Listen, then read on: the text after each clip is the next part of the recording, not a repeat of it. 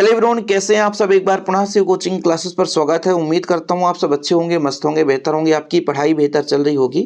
11th class के physics में अभ्यास प्रश्न पत्र जो आपका है, इसमें हम ऑब्जेक्टिव क्वेश्चन यहां पे सॉल्यूशन देने वाले हैं बच्चों। आप लोग सही सही देख लीजिए कि किसका कितना आंसर सही है और या कि किससे कितना बन रहा है। ऐसे बच्चे जो प्राइवेट स्कूल में पढ़ाई कर रहे हैं उनके लिए तो काफ़ी महत्वपूर्ण है और इसको मैं टेलीग्राम में शेयर कर दूंगा, डिस्क्रिप्शन पर लिंक मिल जाएगा। जो बच्चे अभी तक टेलीग्राम ज्वाइन नहीं किए तो जरूर कर ले ज्वाइन। ओके, चलिए यहां पर देखिए बच्चों, किन जोड़ों पर क्षैतिज परास का मान समान होता है। तो पहला नंबर है 40 डिग्री और 50 डिग्री पर क्षैतिज जोड़ों का मान समान होता है। अगला नंबर है निम्नलिखित में से कौन से प्रकरण पे नेट बाह्य कार्यरत है। नेट बाह्य मतलब शून्य हो जाए, एक समान वृत्तीय गति पर हो जाता है। नेट बाह्य, नेट मतलब होता है टोटल का मान शून्य हो जाए। ठीक, आगे देखिएगा, किसी पिंड की अन्य पिंड के गुरुत्वीय प्रभाव के अंतर्गत गति का अध्ययन करते समय कोणीय संवेग, रेखित संवेग और कुल यांत्रिक ऊर्जा पूरा का पूरा तीनों संरक्षित रहता है। ठीक, आगे देखिए डायग्राम में बोला है कि, चलिए अब दिखेगा भाई, चित्र में बोला है कि जल भरा है, किस बिंदु पर दाब अधिकतम होगा। दाब किस पर अधिकतम होगा, बिंदु ए पर, बिंदु बी पर या बिंदु सी पर। कहां पर दाब अधिकतम होगा बच्चों। ठीक है, तो लगभग जो आपका बिंदु कौन क्या बोला है, जल प्रदर्शित है, तो सबसे ज्यादा दाब किस पर ज्यादा होगा। तो दाब बराबर होता है बल बटा क्षेत्रफल। क्षेत्रफल जितना कम होगा दाब उतना ही अधिक होगा, बल बटा क्षेत्रफल। तो इस पे ज्यादा पानी है, इसमें ज्यादा पानी है। ठीक है, तो यहां पर यदि मैं कह दूं दाब, दाब बराबर होता है, थोड़ा सा देखिए, दाब बराबर होता है बल बटा क्षेत्रफल। तो जब क्षेत्रफल का मान कम होगा तो दाब का मान अधिक हो जाएगा, तो ये हो जाएगा। ठीक है, आगे देखिएगा, फर्स्ट नंबर हो गया, निम्नलिखित में से ऊष्मागतिकी अवस्था चर नहीं है। चर नहीं है इसमें से, तो इसमें आपका हो जाएगा आंतरिक ऊर्जा जो है वो चर नहीं है।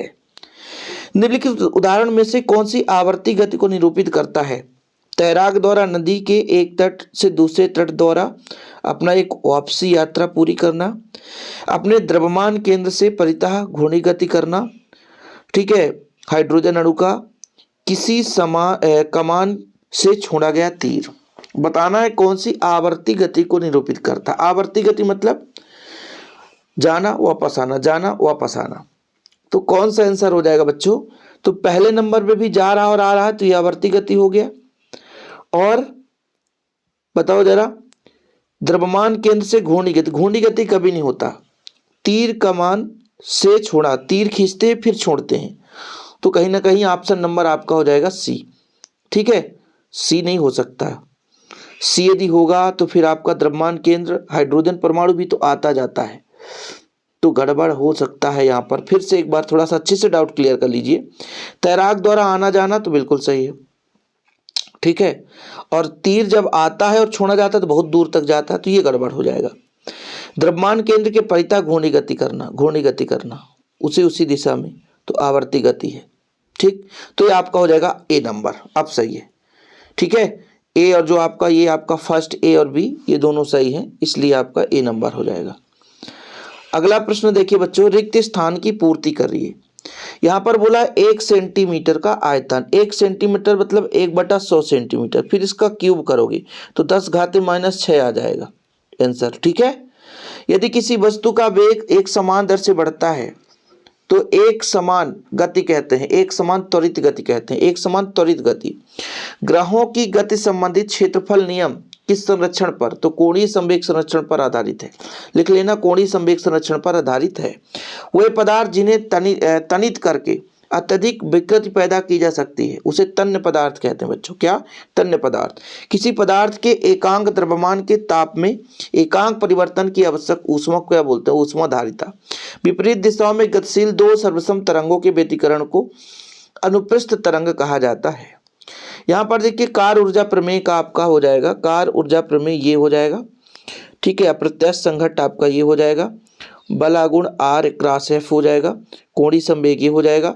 एक परमाणु के लिए 3 स्वतंत्र कोटि और ये हो जाएगा बहुपरमाणु के लिए। ठीक, चलिए आगे चलते हैं बच्चों। एक शब्द में उत्तर बताओ जरा।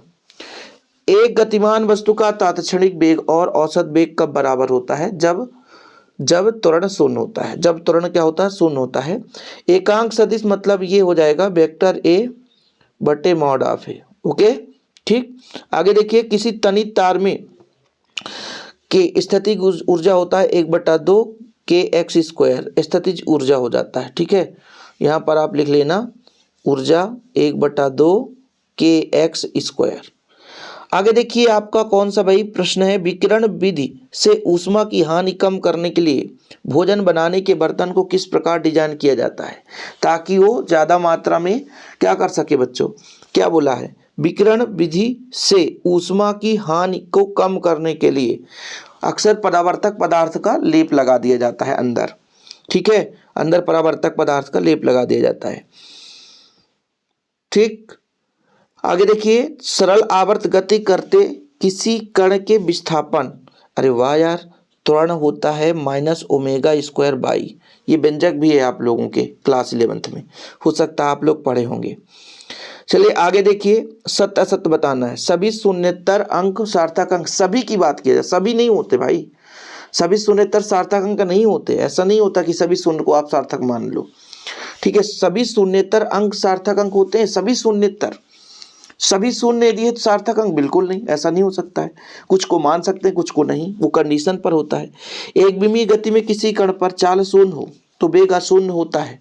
वेग अशून्य बिल्कुल सही है, जरूरी नहीं है कि चाल शून्य हो तो वेग शून्य ही हो जाए, तो अशून्य हो जाएगा। अगला नंबर भैया, ये भी सत्य है बच्चों, इसको लगा लेना। ये घनत्व बढ़ने पर ध्वनि का चाल बढ़ जाएगा, ये गलत है, नहीं बढ़ेगा। और ये आपका सत्य है। ठीक, तो 3 सत्य 2 असत्य हो गए। बाकी आगे प्रश्न है। ठीक है, आप लोग यदि चाहोगे बच्चों तो हिंदी का भी हम प्रोवाइड कर देंगे, ये आपके ऊपर निर्भर करता है कि आप लोगों को यदि, और इसका मैं पीडीएफ टेलीग्राम में शेयर कर दूंगा। ऐसा नहीं है, शिव कोचिंग क्लासेस में यदि पहली बार आए हैं तो चैनल को सब्सक्राइब कर लें, पीडीएफ आपको टेलीग्राम में मिल जाएगा। ओके, जय हिंद, वंदे मातरम।